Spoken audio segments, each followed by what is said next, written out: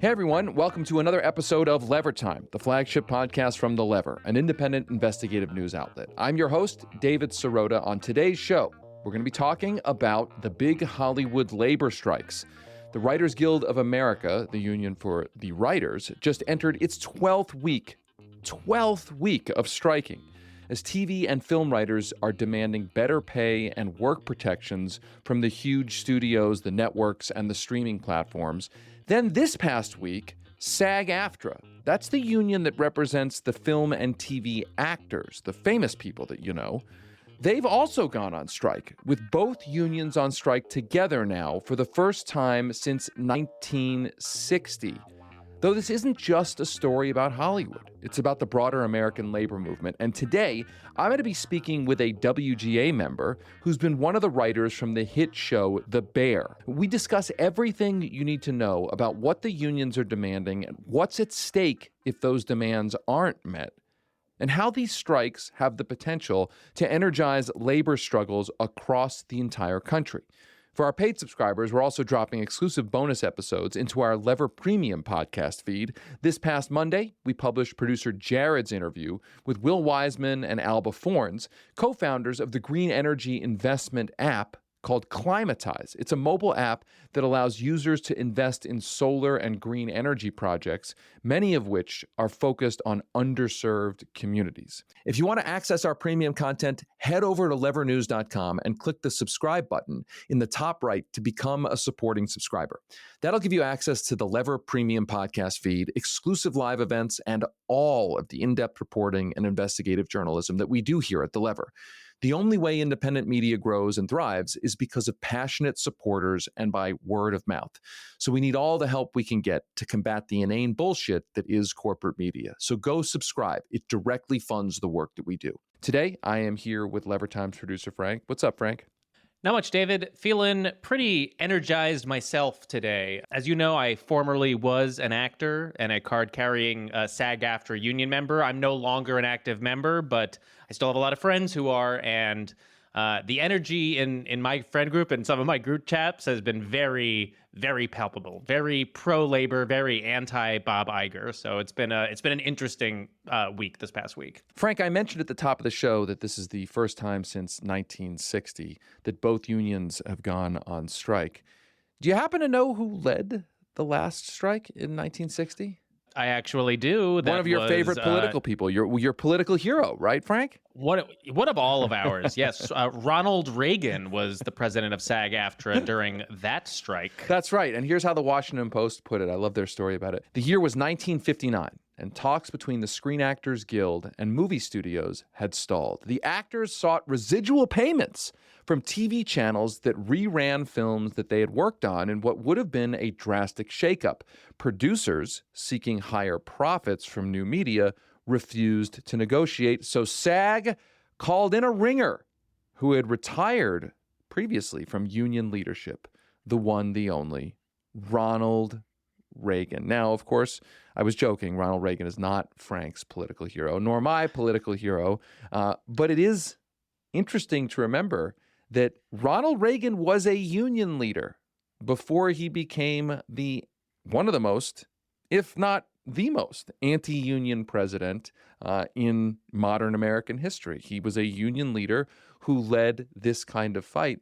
And it's kind of a reminder that what's old is new again, that history oftentimes doesn't change. It rhymes, it repeats, and by the way, they were arguing over much the same things that they're arguing over now. I mean, basic pay, residuals, and the like. Although now a lot of this has to do also with artificial intelligence, and we're going to get into a discussion about that later on in the show. I think it is energizing. I'm just getting back from a vacation, so I'm still just catching up on everything. We did a vacation out to southern Utah, which, if you want to get off the grid, I mean like physically off the grid, a recommendation for everybody, that is where to go. If you can take a road trip out to southern Utah, it is unbelievably spectacular. And I was mentioning to Frank that there was a moment in which I thought I saw a UFO for real.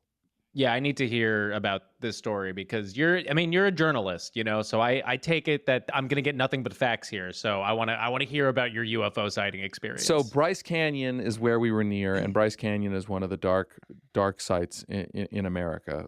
A dark site is where there's no residual light from other places. And I was out doing astrophotography, which is one of my hobbies, and I posted some of those pictures to my Instagram. Folks can go see them. And Emily was there, and I have a little laser pointer to like point out different things in the sky. It's actually amazing. It can turn the sky into a kind of a planetarium.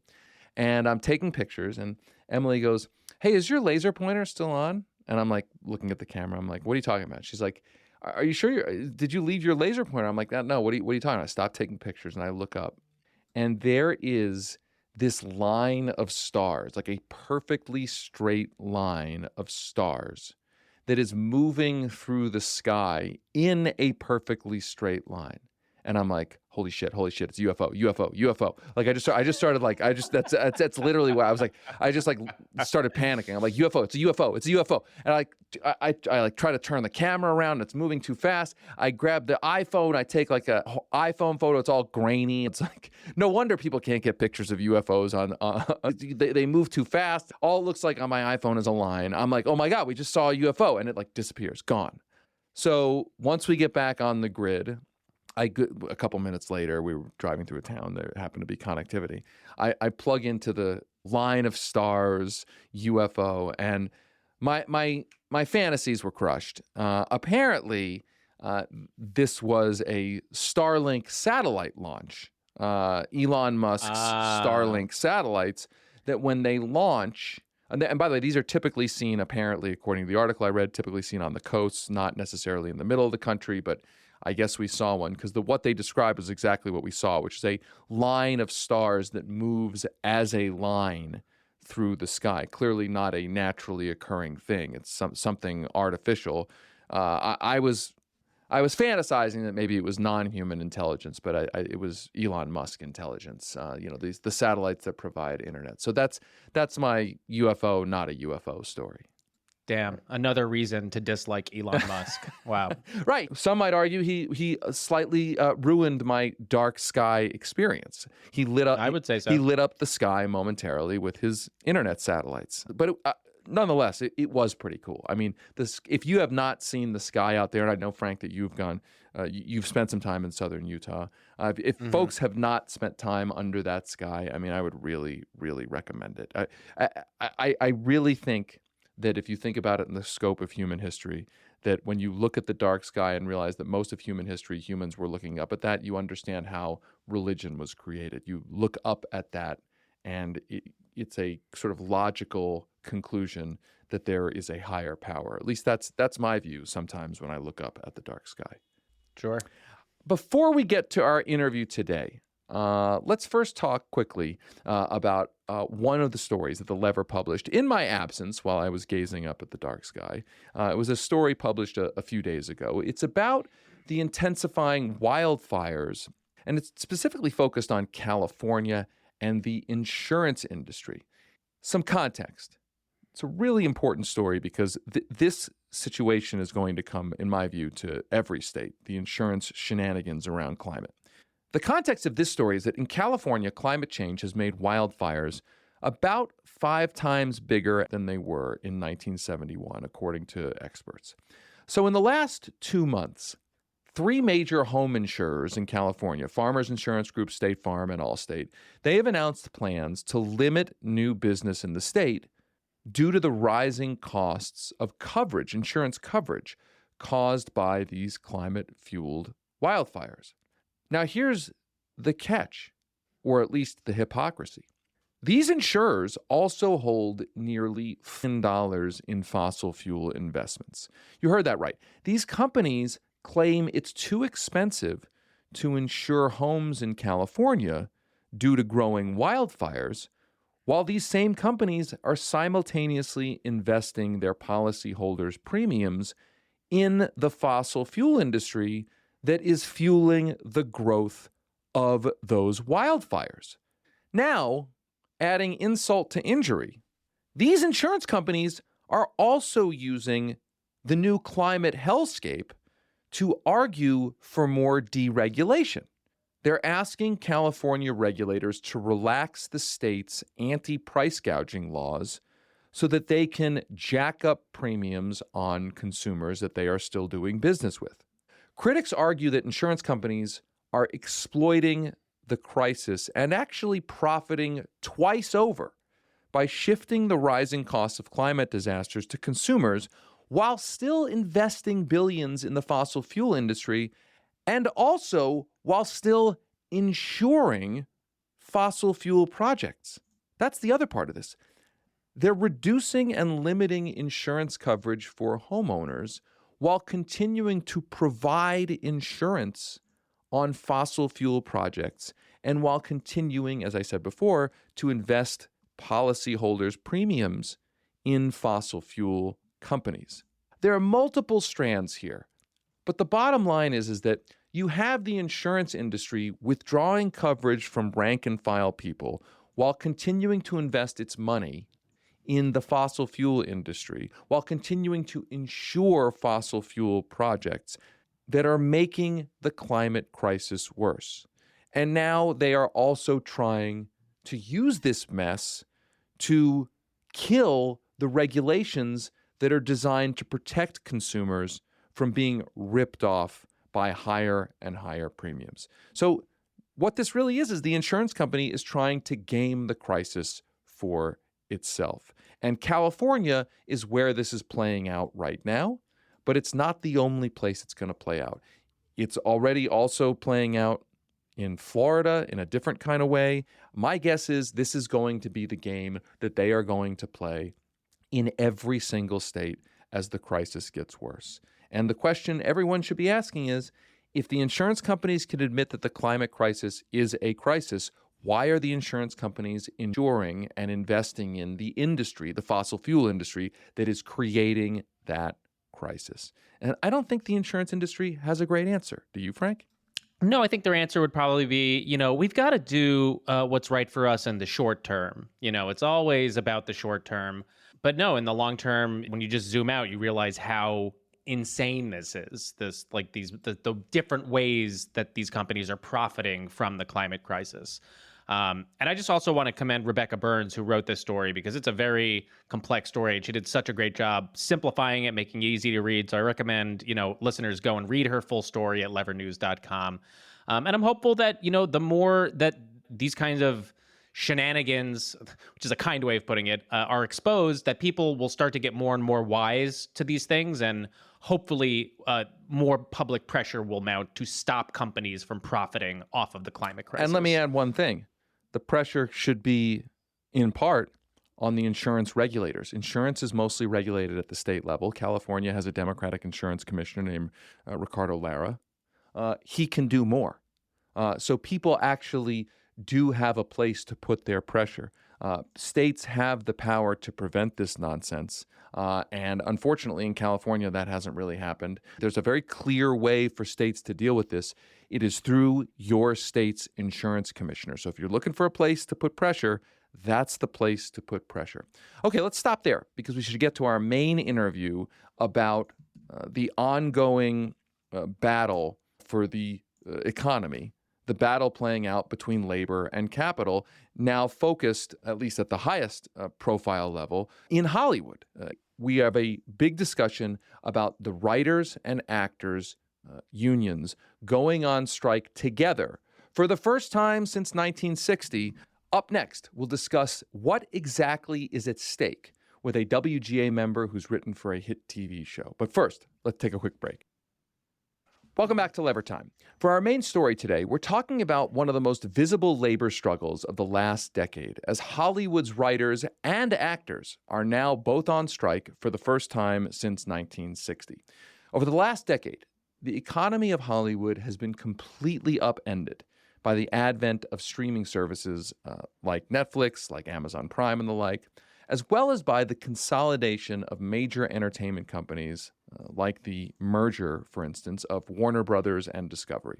This has led to a content arms race as companies have competed to amass their own ever larger libraries of movies and TV shows. The result has been a shift to faster and cheaper film productions, which have adversely affected almost all of Hollywood's rank-and-file workers. Earlier this year, the Writers Guild of America, aka the WGA, they represent TV and film writers, that union failed to reach a deal for a new contract with what's known as the Alliance of Motion Picture and Television Producers. That's the Hollywood studios, the networks, the streaming services. The writers' main demands included increased pay for shorter productions, residuals for streaming services, and protections from artificial intelligence potentially taking their jobs. Yes, we're talking about ChatGPT potentially writing scenes, writing screenplays, and the like. Studios love that idea because it would be cheap or even free. Writers obviously don't love that idea. That's also at issue, by the way, with the actors. To give you an idea of what the writers are up against, last week, Deadline.com published an article in which one anonymous studio executive said this. Here's the quote, "The end game is to allow things to drag on until union members start losing their apartments," with another executive adding, "It's a cruel but necessary evil." And this past week, Disney CEO Bob Iger, who's paid hundreds of millions of dollars, gave an interview in which he said the writers are being, quote, unrealistic and, quote, very disruptive. This is an interview with a guy who makes hundreds of millions of dollars, an interview that took place at a so-called billionaire summer camp in Sun Valley, Idaho. That was all prelude to last week when the stakes were raised considerably, when SAG-AFTRA, that's the union which represents film and TV actors, joined the writers on strike after SAG-AFTRA failed to secure their own contract with the studios and the networks and the streaming services. And again, at issue in that is also artificial intelligence. The actors are concerned that studios want to basically scan their bodies and record their voices for one day of work and then have the right to use their likeness in as many ways as they want in perpetuity, effectively for free.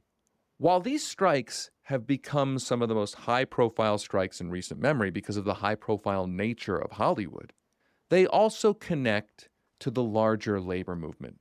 They could have huge implications for the battle between capital and labor, with the potential to energize labor struggles across the country. And there may be more strikes in more industries in the coming weeks.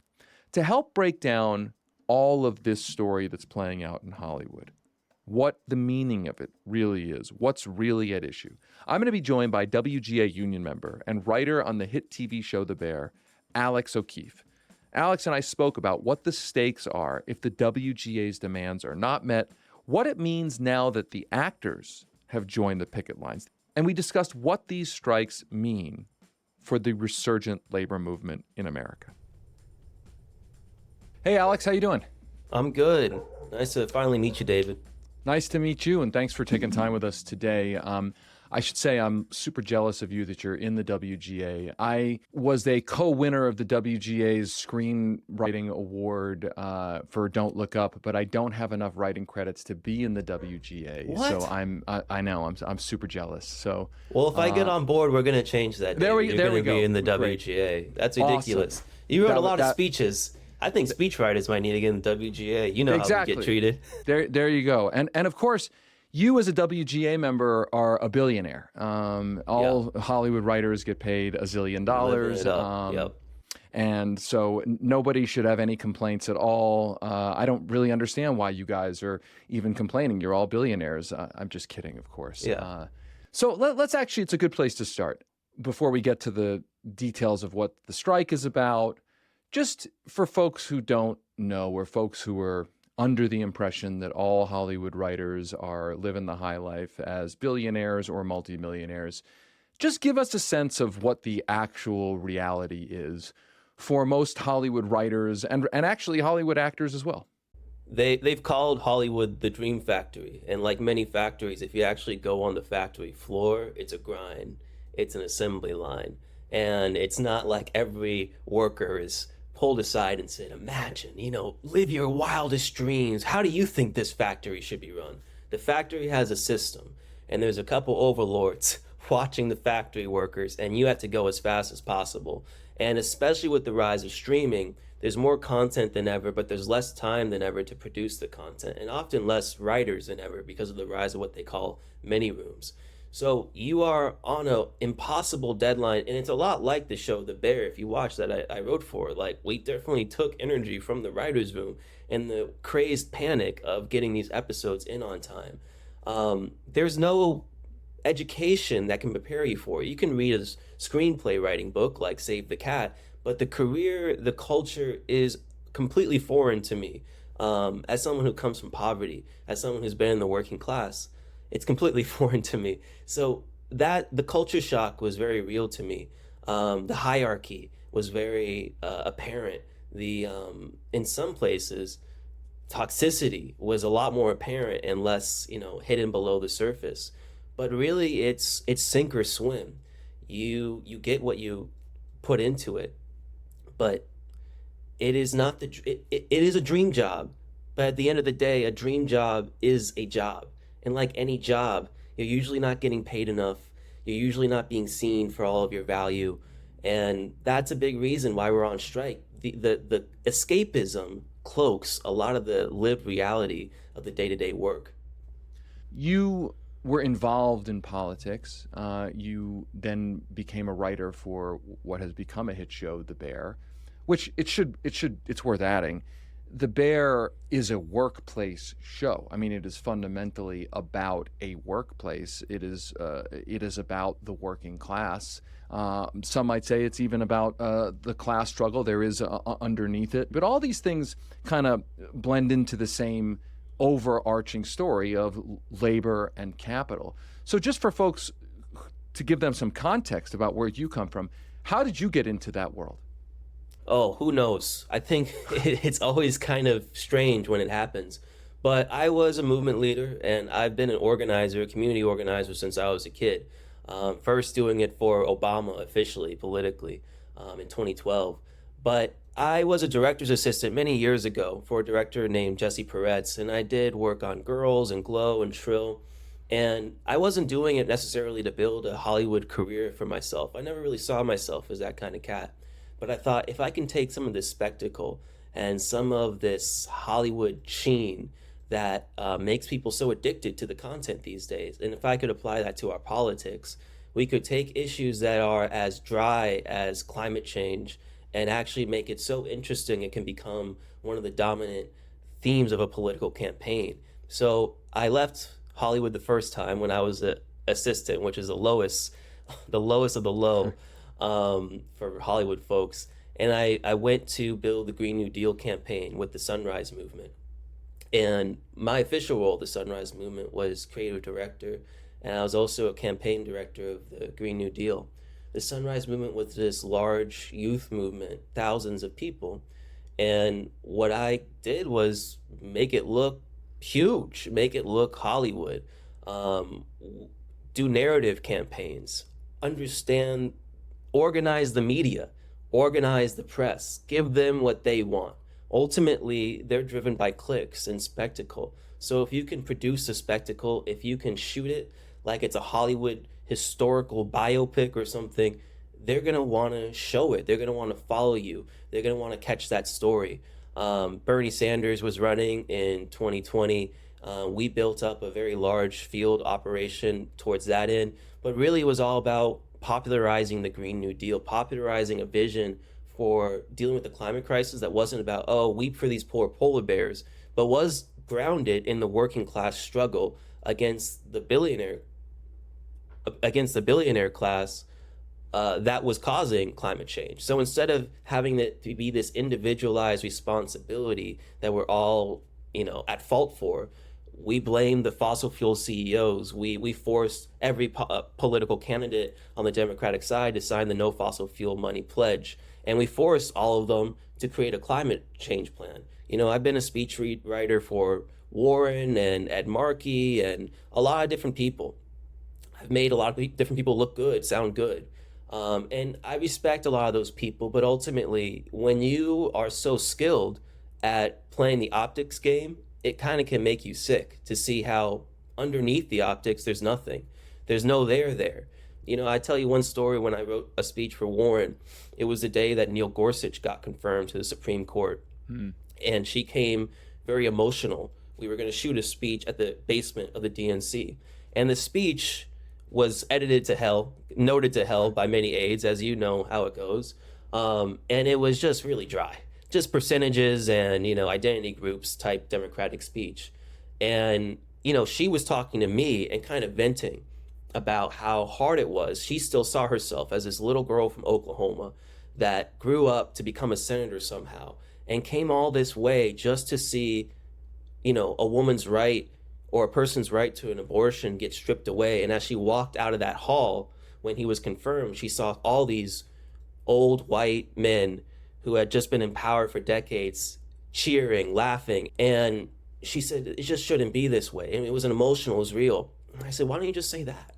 And she said, well, I can't say that. We have legislative responsibilities. We have to do this. We have to talk about Social Security. And, that's a small example of a larger issue with our politics of just, it's so false. It's a show. It's a show, and it's not even a good show. The characters are all unlikable. There's no progression on their arc. They never change or get better or learn a single lesson. They just all bicker at each other on MSNBC, and people watch it. But I said to myself, if I'm going to contribute to this spectacle and to this show, let me try to do it in a different way. And I wrote a screenplay. I wrote a satire of America, similar to you, and it got picked up by people that I had known when I was an assistant. And within like a week and a half, I had an interview with the showrunners of The Bear, and I didn't know what I was doing. I didn't know how to do things the Hollywood way. I just spoke as an organizer. I spoke from my heart about what I think this culture should look like, that we should humanize everyone, not just Black characters, but also characters like Richie in The Bear, to see underneath even who seems like a belligerent white man, that there is a yearning, and that the workplace is this natural site where people come together and are forced to work across difference. And they vibe with it. So they brought me in to add some spice. Nobody thought that the show was going to be as big as it ended up being. And if anybody thought that, I'm sure I would not have been brought on. But I was just an X factor, and I slipped in the door, and I came out with a WGA award, and it's nominated for an Emmy now. So I'm extremely grateful. But there was a lot of hardship along the way.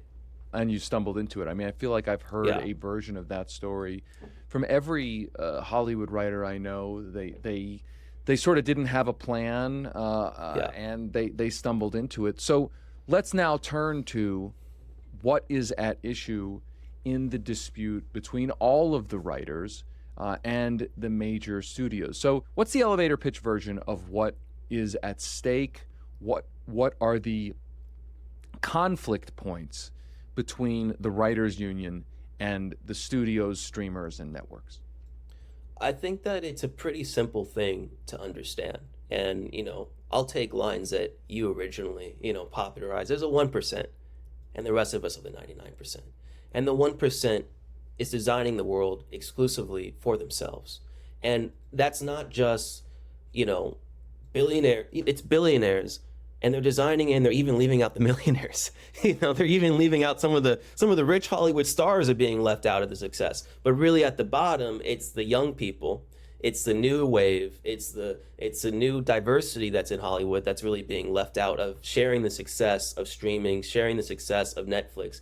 Most people, they come home from work, they turn on Netflix. It has become a second life for so many people. It is generating so much revenue. But the people who are actually looking at a blank page and creating these stories and these characters, not from thin air, but from their own souls, are being completely erased from the profits. And in response, the studios refuse to negotiate with us, and they have a new plan, a new wave of scabbing. AI. They want AI to write our scripts. They want AI to make our content, and they have fed our scripts into AI. And AI isn't good enough yet to write anything worthwhile. But also our fear is that we know very intimately these execs don't care if the product is good. They just care if the product is delivered on time, hits certain beats, and the audience remembers it from their childhood. Oh, I used to play with that toy. and that's all they really care about. So we do fear the rise of AI. Many AI experts have said it represents an existential threat to humanity, as if we need more existential threats. I don't understand why we're in this era of humanity where it just seems like we're hell-bent on mass suicide, killing ourselves, stabbing our own hearts out, and killing our humanity in the process. So this strike has really become a battle of humanity against the machines. And we're not the only ones. UPS is preparing to go on strike. The actors have gone on strike. It's the first double strike since 1960. And there's a strike wave that we haven't seen in maybe a century. It's like the New Deal. It's like the Great Depression, and workers are rising up. Some of the numbers don't make a lot of sense to me in this dispute.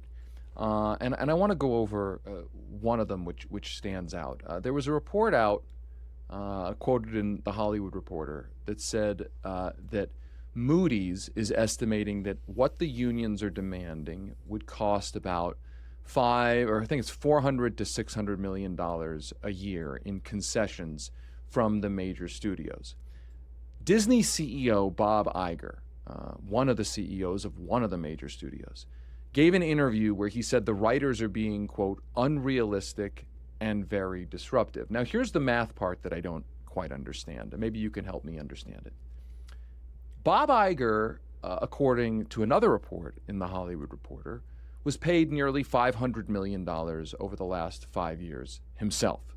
So that's just one CEO of one of the studios. So the math that I'm having trouble understanding here is if you take it as true that what the unions are demanding is $400 to $600 million a year, and Bob Iger, one CEO of just one of the studios, made $500 million over the last 5 years. Now you multiply that by the other studio CEOs, and then Bob Iger saying that what the unions are asking for is unrealistic. That doesn't make a lot of mathematical sense to me. It seems to me that if those numbers are true, the CEOs of these major studios could take a small pay cut and everything would be fine. Am I missing something? Oh, no, that's it. But that's the problem. Bob Iger, I really want everyone to look this up. He actually, in Vanity Fair a couple years ago, wrote a love letter to his yacht. And he describes the yacht as like it's the most beautiful woman he's ever seen. That's all these people care about. There was a study I saw that being a billionaire or extreme wealth, it gives you brain damage. It starts to shrink the part of your brain that can relate to humanity and have empathy. And all you can relate to are objects and, these symbols of success. And so the people who are running Hollywood are no longer trying to be in the business of making good movies. They're just in the business of getting bigger numbers to show Wall Street. It's not even necessarily material success. It's just these imaginary numbers based on the feelings of investors that the entire world is being run on. But ultimately, what writers and actors were asking for is 2% of Hollywood's profits. And that's only the profits that we have tracked. But they're probably hiding a lot of profits if you know anything about rich people. We're asking for 2% of Hollywood's profits, and that's too much for them. But it was very revealing, and this entire strike has been very revealing because the AMPTP, the alliance of the studios and the streamers and the corporations like Amazon, they've been so bad at PR, they've been telling on themselves. And there was an anonymous Apple exec a month ago who said, he admitted, what the writers are asking for is not that much. That's not the issue for them. It's the collateral damage. It's all the other money that could be lost by giving the writers something. If we give the writers what they deserve, then we'll have to give the actors, then we'll have to give the crew, then we'll have to give the truck drivers. And for corporations like Amazon and Apple, they're invested in things far beyond entertainment in Hollywood. If they show that a union can take on these giant global corporations that are this bigger than governments, well, then maybe their truck drivers will want to go on strike. Maybe the Apple Store geniuses will want to go on strike. And in some ways, this strike wave has proven that out. Because writers are so skilled at telling the story of a moment, telling the story of a zeitgeist, it's helped inspire this strike wave, and Amazon drivers are going on strike. Apple employees are going on strike. their worst fears are being realized, but the longer they hold out, the more power we are building. And the more opportunities somebody like me gets to speak directly to the American people about what's really going on. And writers are an articulate bunch, so they think it's in their best interest to basically break the union. That's their goal. They want to break the union. They don't want unions anymore in this town. But LA is a union town. And LA is seeing a strike wave like we haven't seen. Hotel workers are also going on strike. So they're in for a reality check. There was an anonymous executive who was quoted saying almost exactly what you've just said, which was, and I don't have the quote in front of me, but I think we actually quoted it in one of our Lever Weeklies, where the anonymous studio executive said something to the effect of, it may have been an Apple executive, but don't quote me on this. It might have been an article about Apple, but basically that if we allow the unions to win here in the Hollywood strikes, it will energize, it will give ideas to other workers in other industries about what they can do. I'm paraphrasing here. Across the world. Across the country, across the world. And because Hollywood is so high profile, it really does, in a sense, focus the mind, right? I mean, some people can look at these strikes and say, oh, it's Hollywood writers, Hollywood actors, these people are in Hollywood. It's a sort of a narcissistic industry, and who really cares about them? But the flip side is that, especially the actors, these are some of the most high-profile people in the whole world. So they do focus the public's attention, and I think that is a point of real opportunity here for some education. Now, speaking of executives being quoted about what's really at stake here, some of Hollywood's executives recently screamed other parts of the quiet part out loud. Last week in Deadline, they quoted an anonymous studio executive who said, and here's the quote, "The end game is to allow things to drag on until union members start losing their apartments and losing their homes." Talking about the writers' strike. So we're going to starve them out. We're going to starve them into submission. Do you think this was a bluff? Do you think this is sort of blustery tough talk? Do you think this is like a negotiating strategy? Or do you think that these studios are really serious, that they are really ready to try to create some real poverty here, real pain, in order to get what they want? Creating poverty would be nothing new for them. I live in Los Angeles now. You walk down the street, there's unhoused people everywhere. That was created. None of this is natural, Debt does not flow down the river, Coal does not burn in the wild. These are always choices that somebody is making. It's just a very small group of men make these choices. And they want to continue being the ones that make choices, whether their choices are good or not, whether their bets work or not. They know they'll always get bailed out. But I believe them. I know that was a scare tactic, but I believe them because they have not even negotiated with us. They have offered no concessions. They refused to negotiate. They want to break us, and they had probably a team of accountants, someone in their offices that's still employed for now, determine how long. Let's see what the majority of writers' income is. How long would it take them to be homeless? And they determine late October. And we have normalized evil. We've normalized evil in the name of capitalism, and we've given it a name as if it's some kind of natural system. But what it really just represents is evil.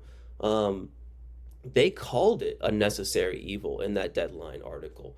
They know who they are. They know what they are, but they don't have any morality. Again, I think it's some form of brain damage. I think that it's just a loss of empathy, a loss of humanity that's very scary. And if you've ever met some execs, they're good people. I'm not saying it's about everybody, but you meet some people in Hollywood and you feel darkness. That's all I can tell you. You feel darkness. By the way, here's that quote. I dug it up while you were chatting. The quote was from an Apple executive, and they were talking about the different demands from the writers at this point. And he said, "It's apples to apples. It's not that simple." It goes on to say, let's say agreeing to every union demand would cost $40 million a year. This is a quote. That's not a one-off $40 million cost. That's at least $40 million a year forever, because that now sets a higher minimum cost for everything, and that expense will only increase in future negotiations. Now, here's the kicker. He goes on to say, but that contract also sets the bar for writers in other territories, or encourages industries in some countries to unionize in order to make more money. It's not so much the direct costs of a WGA deal, it's all of the fallout costs across the company. Yeah. So that's somebody at Apple saying, essentially the way I read that is, if the WGA is allowed to succeed and have its demands met, which are in the scope of hundreds of millions of dollars, billions of dollars flowing into the industry, if they are allowed to have their demands met, it will tell other people in other parts of the world, in other industries, that they can make demands as well. So that really is what is it's like the principle is at stake. But to be clear, what I appreciate about this quote is that it's not an academic principle, right? I mean, this is the hardest of hard-nosed business. This is an executive saying, not I'm making an academic argument. This is the executive saying, we can't allow workers to think that they can make demands for more resources that we're used to using to pay executive pay, dividends to shareholders, and the like. So there is something really at stake here, obviously, for the richest of rich people in the whole world. So I think then the question becomes, well, how long do you think the writers' union can hold out? Because let's just like really game this out for a sec. There is going to be a point, if you take this executive at his word, that writers and rank and file actors, not the A-listers who can wait it out because they've made so much money, but I'm talking about the rank and file folks in Hollywood. There's going to be a moment where the shit is going to hit the fan.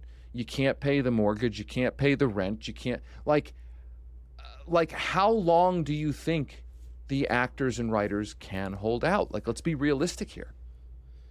I really honestly believe as long as it takes. And this is not any kind of moral statement. I'm not trying to be badass. It's not a talking point. It really is that existential, that if we let them win this time, our career will be gone in the next 10 years. Just like with journalism. I mean, we have seen what they have done and how they've carved up journalism. And now journalists are being replaced by AI to write copy for whatever sponsored brand pays them for it. And it's destroying our democracy. They'll do the next thing to the culture industry that also has a huge influence in how our democracy operates. They understand this sort of thing. All I can say is that it's hard to threaten a writer with being broke, because I was broke working for the Bear. I was broke working for one of the biggest shows on TV. I was making below the poverty line on that show.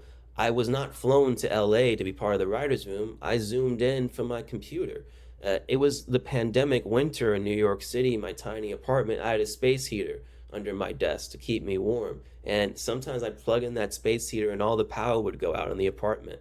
I'd have to go to a public library and whisper ideas for my episode. That's what's already going on.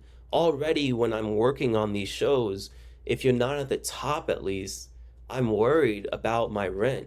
They're paying us very late as well. They're paying you so late that, by the end, you don't even get the money until the end of the show, so you're just struggling.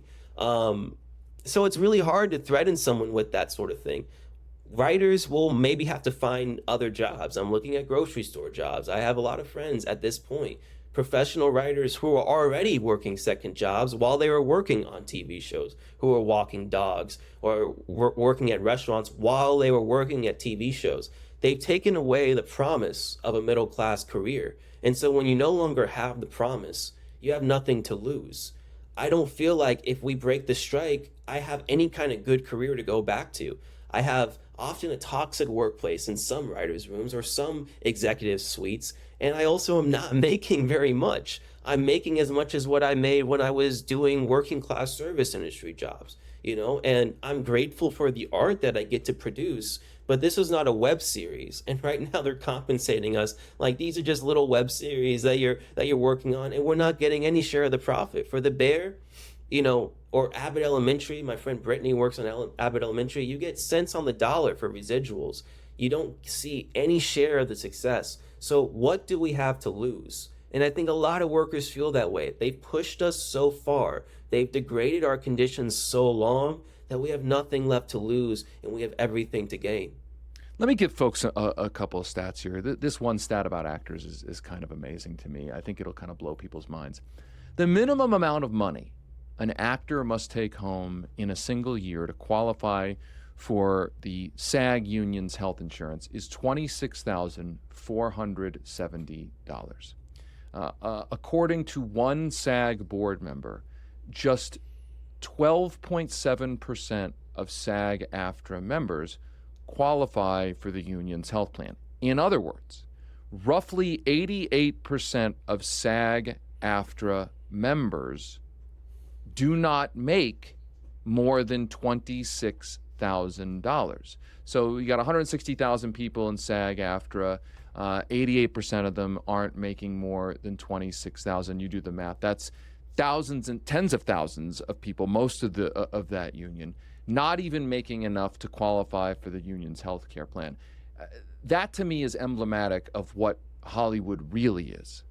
Hollywood, in a sense, reflects the reality of the American economy writ large. There is a top 1% that gets paid a shitload, probably top 0.001% that gets paid a shitload.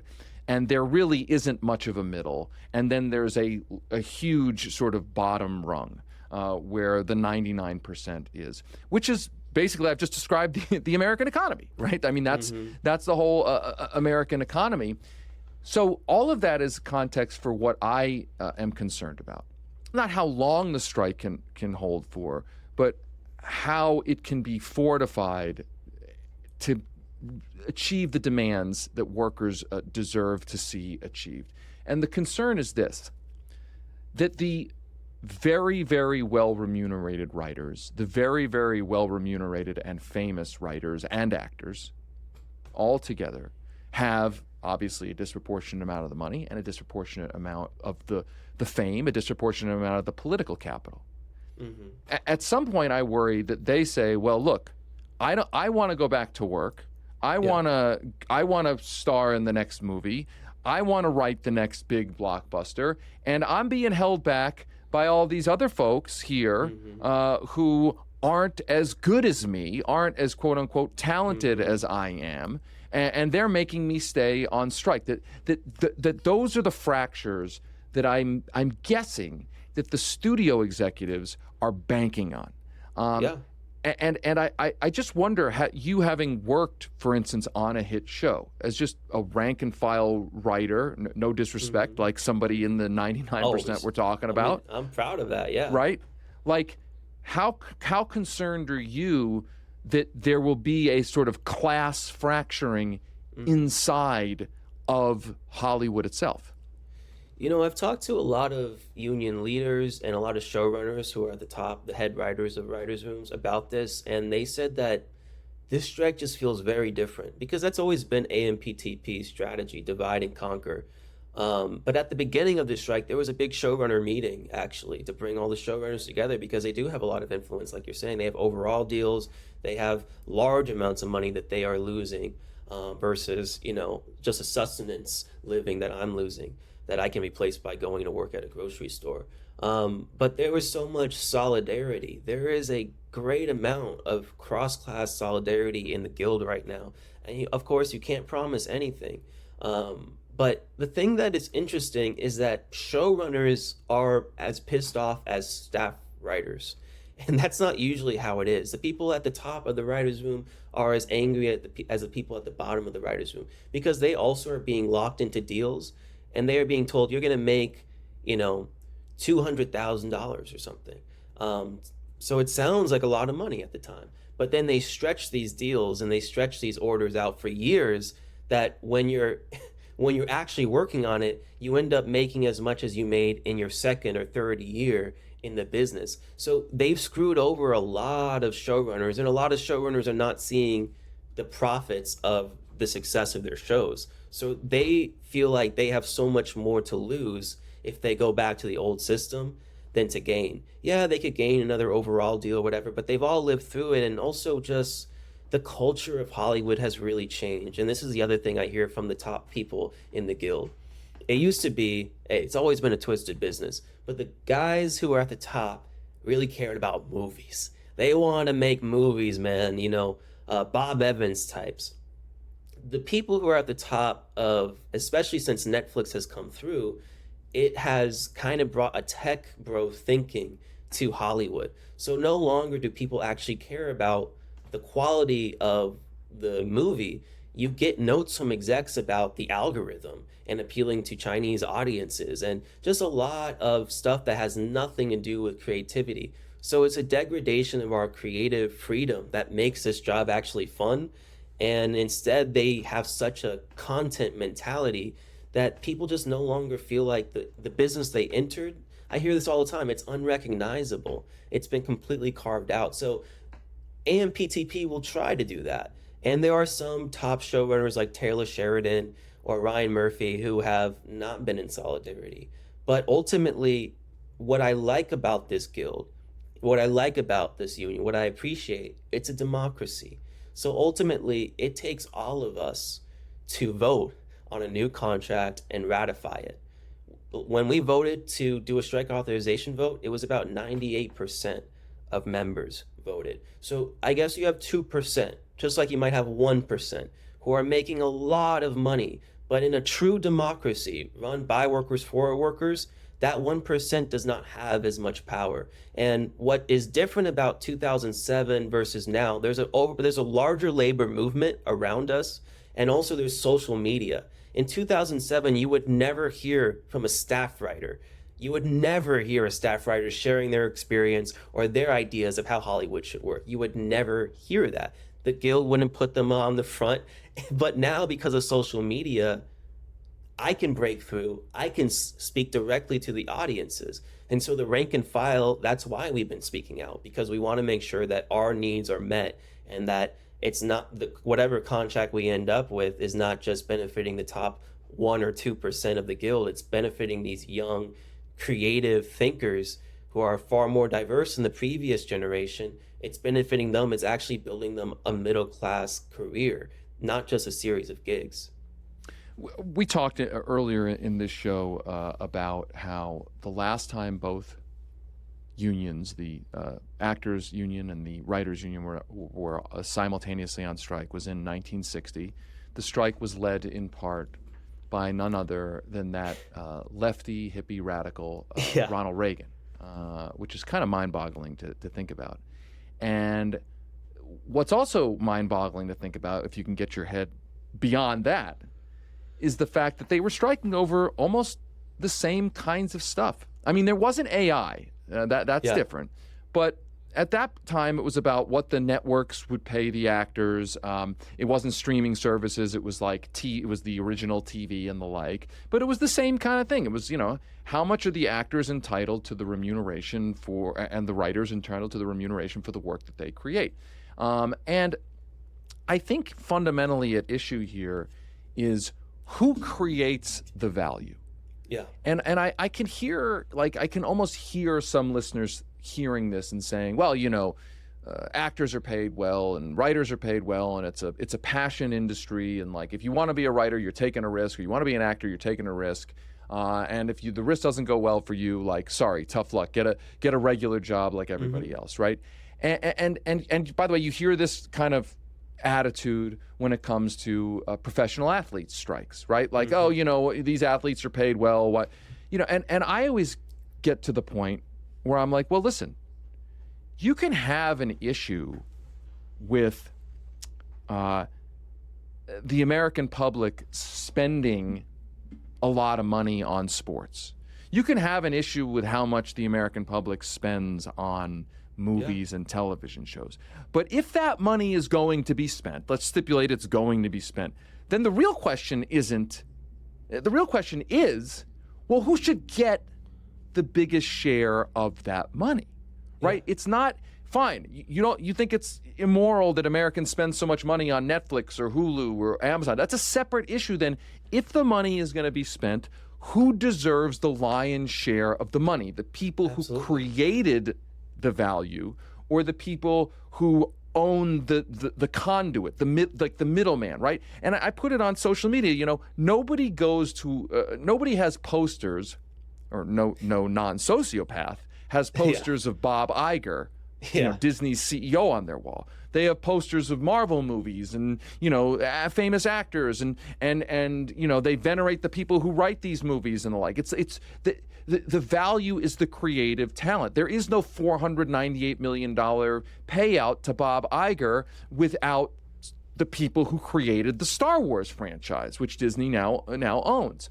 So to me, that's what's at issue here, that we should be, if we as a society are going to be spending money on things, as much of the money as possible should go to the people who create said thing.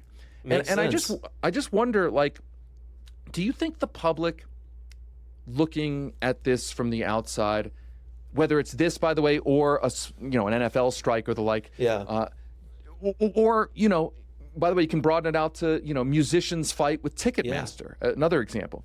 Do you think the public has a sense of that, or do you think the public sees this all as just millionaires fighting with billionaires?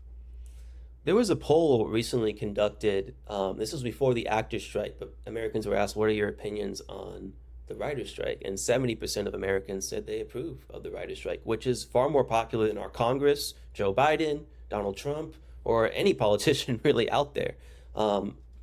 Americans are all suffering under some boss somewhere, and they're working for McDonald's, and McDonald's makes tons of money, and the workers see nothing. They are kept there. So even just as a metaphor, I think a lot of people can get behind it. And I've heard from so many people. I have Republican family in Florida, and they told me, wow, I'm so inspired by this. Class creates solidarity, and the 1% has a lot of solidarity. And that's why Ronald Reagan somehow led a strike to win people health care and win people profit sharing, and then was the guy who destroyed the labor movement by breaking the air traffic controller strike. But at the time, he had a personal stake in that strike, so he was going to goddamn win it. So when we have a material thing to gain, we have something to win.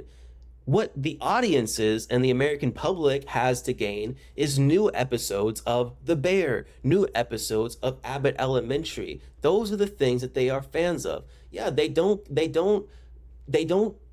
have posters of Bob Iger. They don't have, Netflix paraphernalia. They don't love the rebrand of Max and just celebrate that. And billionaires and CEOs resent that. They believe they should be the titans. They believe they should be worshipped. They see themselves like kings. They see themselves like gods. And they have never gotten this kind of threat on this level in their lifetime. So they have not adjusted so far. They're very smug. They believe they are going to win.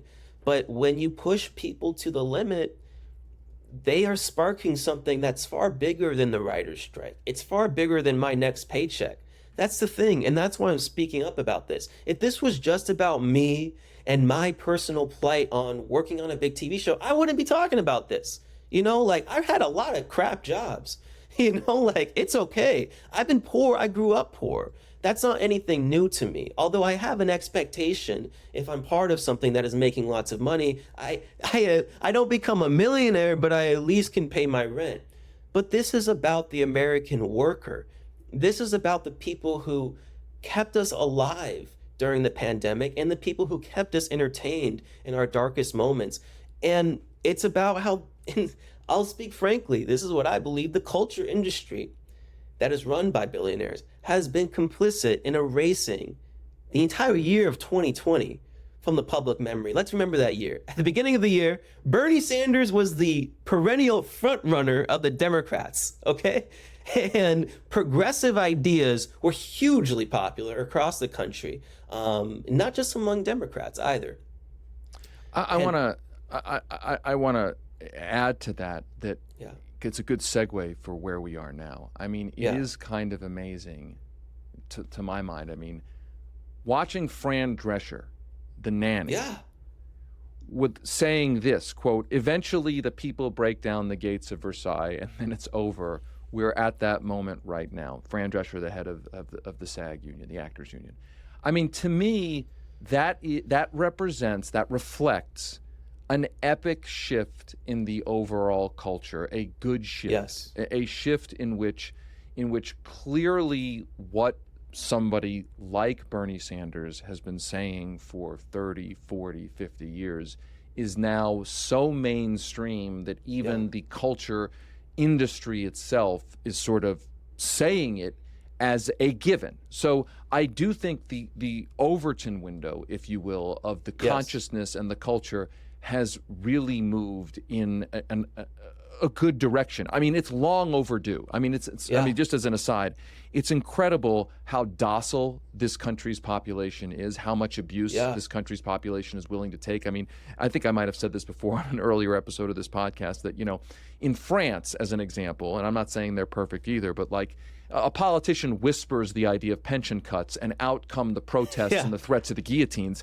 Here, the American working class has been ground into a fine dust for 40 years, and there has been very little peep, but it seems to be changing right now. So the last question I want to ask you is this. If you could wave a wand and look at the WGA strike, the SAG strike, it's successful. What does success look like in this specific fight? What does that mean? And what do you hope to see come out of that success for other labor battles that are simmering right now? You mentioned the Teamsters, UPS, et cetera, et cetera. Like what is success at the WGA and SAG and Hollywood? What does that specifically look like? And what do you think could be the outgrowth of such a success? I really can't predict what the contract is going to look like. I'm not in the room, and there's also no one in the room right now. So at this point, we have no idea what they are willing to concede on. So I can speak on a more general idea. Let's talk about levers of power, right? That's what this podcast is all about. I think you and I both spend a lot of time trying to maneuver the political levers of power in this country. And eventually, many progressives hit a wall because the establishment was extremely strong, vindictive, hateful, and will destroy you if you speak up with authenticity. And we saw that. And then eventually, I got tired of fighting that same repetitive battle. Now, there's other levers of power, and the other two levers of power that I think are very significant in America is our labor power and our cultural power. I think so much of, like you said, it's an ideological thing. Americans are very docile because we have an opiate, you know? We have this thing that we can turn on and watch and tune out of what is actually happening in the world. And on the flip side, we don't have effective communications about what's happening in the world unless you want to, no offense to Amy Goodman, but unless you want to watch Democracy Now! And get really, really depressed for a while, you don't know how to fight back. And we don't usually see those fighters, those people like Bernie Sanders who are just authentic and speak what's true. That breaks through. I think that's what's happening with this strike. So what I would hope to happen on one end is just Americans get in touch with the reality of our situation. Writers and actors, directors, all get in touch with the reality of our situation. How to maneuver your power to win. This is so important to know because no matter what happens with this contract, we're not going to win on everything. And Hollywood is not going to be a perfect place afterwards. We have to be aware of what our levers of power are and continue to push on them, continue to experiment, to take this moment and make it a movement. I want to see a cultural movement that matches and aids the labor movement. I want to see that dual power be built in this country, because if we are able to build that, we might actually beat these billionaires because we do have more numbers, we do have more talent, we can tell the story, and our labor creates the world that they live in. If we rescind our labor, they no longer make money. If we rescind our labor in mass, they no longer can enjoy the lives of luxuries that they enjoy. I believe in this country, and it's a big reason why I left politics, because I would talk to people like AOC and Bernie, and I said, we have to focus on, I'm telling you, I haven't said this publicly, maybe I shouldn't say this publicly, but I said, we have to build towards a general strike. To be quite honest with you, I'll say this to you. We have to build strike waves that create the muscle in the American people and every union of how to strike to actually have a livable life. And Hollywood might be the biggest megaphone and the best metaphor for the contradictions of American life and this economy. But it is not where it cannot end with me getting a great 6-picture deal with Disney Plus. That's not what this is about. And the individual success for any of us, for me or any of us, in light of a world that's on fire, triple-digit temperatures across the country, our individualism must go away. We must find ourselves in the collective. We must nurture this culture of solidarity. And I hope this culture of solidarity that I see every day on the picket line in Hollywood, we can keep that. We can build a new culture industry that's about speaking to the people, reflecting them. Because I know everyone says, well, that would be boring, that no one would want to watch that. Everyone said that about The Bear before it got released. And now it's this huge cultural phenomenon because working people simply want to see their own lives and have some themes in between the lines, I'll say. That's what people want. They desire it. Look at what won Best Picture, Parasite. Look at the biggest TV show, Squid Game. People are sick and tired of this system, but they don't know the alternative and they don't know how to fight back. So we have to tell that story, and we have to make it more entertaining than anything the billionaire class can produce. Alex O'Keefe is a member of the Writers Guild of America and has been a writer on the TV series The Bear, which I highly recommend. He's currently running for a board seat for the WGA West. Alex, thank you so much for taking time with us today, and thanks for articulating all of what you've articulated. And that last point you made about solidarity, I just want to underscore it. It is so, so important. Alex, thanks again. Thank you, David. Solidarity forever. That's it for today's show. As a reminder, our paid subscribers who get Levertime Premium, you also get access to our regular bonus episodes. To listen to Levertime Premium, just head over to levernews.com to become a supporting subscriber. When you do, you get access to all of the Lever's premium content, including our weekly newsletters and our live events. And that's all for just $8 a month or $70 for the year. One last favor. Please be sure to like, subscribe, and write a review for Levertime on your favorite podcast app. The app you are listening to right now, take 10 seconds and give us a positive review in that app. And make sure to check out all of the incredible reporting our team has been doing over at levernews.com. Until next time, I'm David Sirota. Rock the boat. The Levertime Podcast is a production of The Lever and the Lever Podcast Network. It's hosted by me, David Sirota. Our producer is Frank Capello, with help from The Lever's lead producer, Jared Jacang Mayer.